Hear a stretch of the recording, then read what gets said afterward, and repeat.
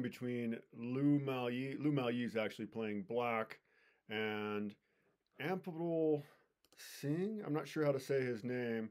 Here is his FIDE chart here. So he is a candidate master, born in 1980. So at 42 years old when this game was played, more or less. This game played February 16th of 2022.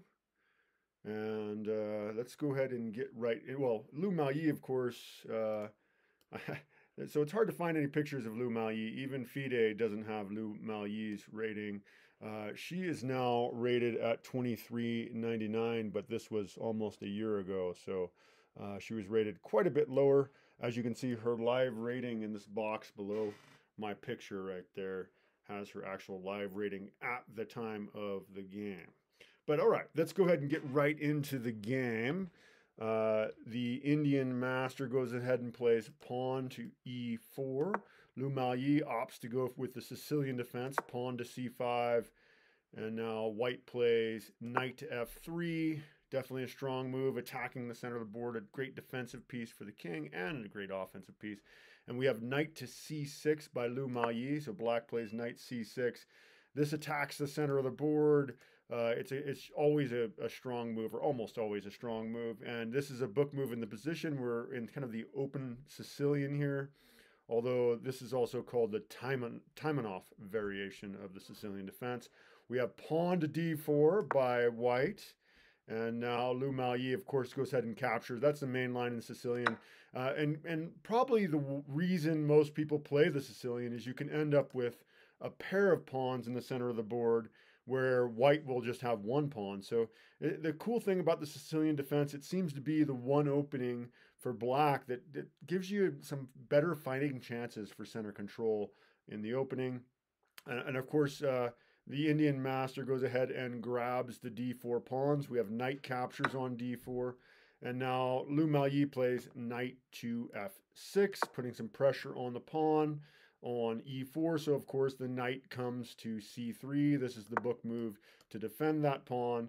And now we have e6 played by Lu Miaoyi. And so at this point, the game is getting a little more rare. We're only talking many thousands of games that have been played so far up to that move. So e6 is, chess.com's database is only about 6,000 games played that move, or 10,000 games, excuse me. And it's about the same for 365chess.com as well.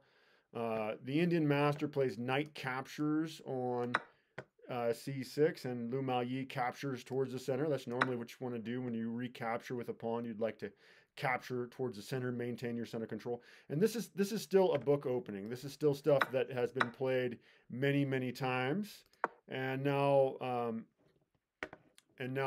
white goes for pawn to e5, looking to probably kick the knight, of course. And that's a bit of an odd move. There's only been 1,000 games where e5 was played. Yeah, maybe you're making too many pawn moves there in the opening. You're not necessarily following principles. Maybe you still got these bishops to get involved.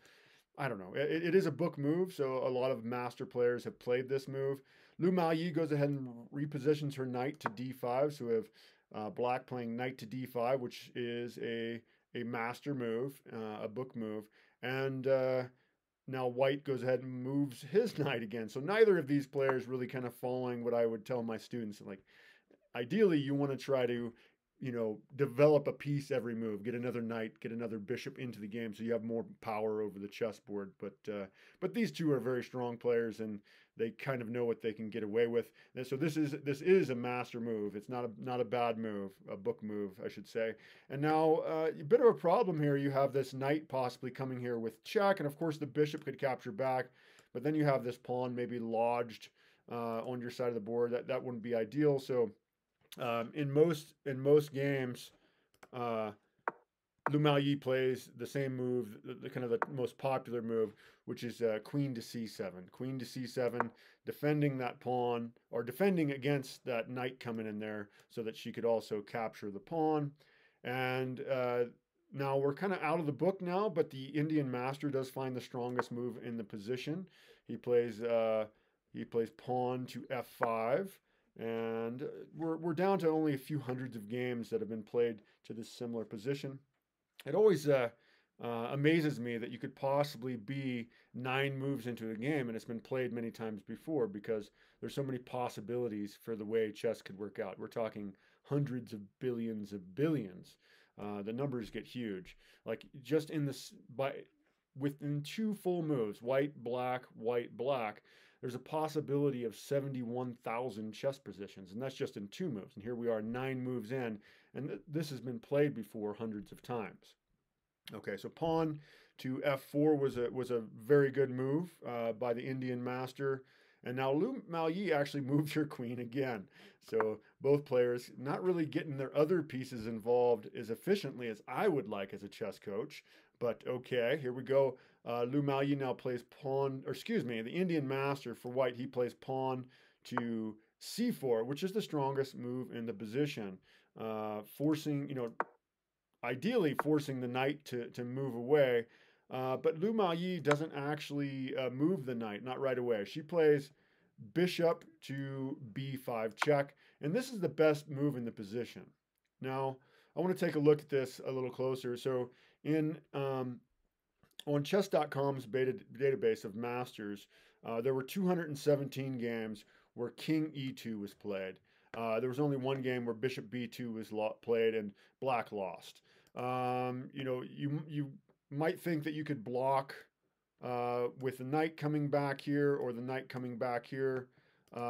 It doesn't really work out. Let's try blocking with the knight first. If you block with the knight, this is definitely a blunder. You can see the evaluation bar swinging the other way wildly. You can play probably knight captures, pawn captures, bishop captures, and you're going to win the exchange and then some. So I say then some because the pawn structure is also destroyed. So that doesn't make any sense. So you definitely don't want to do that. I did say that bishop d1 is often, or excuse me, bishop to d2 is often played. But that's not great either. Let's go with that. So if bishop d2, then we have queen e3 check. You have queen e3 check. The bishop can't capture. Of course, it's an absolute pin. And then, so queen e3 check. And then they would play queen e2. And you can go ahead and capture on d2. Whoops. Bishop captures d2. Knight captures d2. And now queen really should capture on e2. And you could capture with the king maybe at this point if you're playing for white. That might be okay. In fact, the engine thinks king captures is best, which is kind of, there's not that many pieces on the board, so maybe it's safe for the kings to get involved. But even if you capture with the bishop, you're still going to lose this pawn here. There's pressure on this pawn right away. Well, this pawn is going to be really hard to hold on to. And black is up a pawn here. So that doesn't really work. That's not going to be the way to go. So yeah, that's why he plays king e2 here, which seems like a blunder, but it's actually the best move. The best move, as picked by the engines, is king e2, and it's an unfortunate move to have to play. Now, Lu Miaoyi goes ahead and plays pawn to f5, a strong move, trying to kick that knight there. And now it seemed like the Indian master has been wanting to play this move for a long time, and this is really a blunder. It doesn't make any sense. He would have had better chances if he would have. So the Indian master plays knight to d6 here. Knight to d6 check. But of course the bishop can just capture. He really should have played knight to g3, giving himself some defensive chances. But yeah, he plays this move, and now of course Lu Miaoyi goes ahead and obliges and plays bishop captures on d6. And now we have actually the Indian master plays a little bit of a surprise move. He goes ahead and captures a knight instead here. It's kind of getting rid of an attacker around his king. So he plays c captures on d5, and now so c captures on d5, and then Lu Miaoyi plays bishop to c5, saving her bishop. And then the Indian master goes ahead and plays pawn captures on e6. And that's the best move in the position. So was Lu Miaoyi's bishop c5 was the best move. And now Lu Miaoyi plays queen to b4. And the engine suggesting it might have been better to pick up this pawn just for safety's sake, I think, around the king. You know, giving the bishop maybe a little more reign and not giving them a chance for some sort of nasty check later on. But okay, that's not what happened here. And the Indian master, for some reason, decides to move his king again. The engine suggests that really just going for the queen trade. Get the queens off the board, and then you're happy to have your king activated, right? So that's the thing. If you get into an endgame, whoever has the king more centralized actually has the advantage. You know, in the opening and early middle game, when you have queens and rooks and bishops slashing across the board, you really don't want your king out there.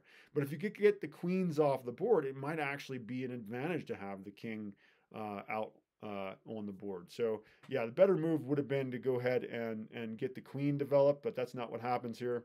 Now Lu Miaoyi plays pawn to g5 here, pawn to g5, and the computer says it's a blunder, and it tells me it's a blunder because he can just move his king over, and that's as far as it goes. It doesn't really go into it. It says that pawn to d6 is the best move here.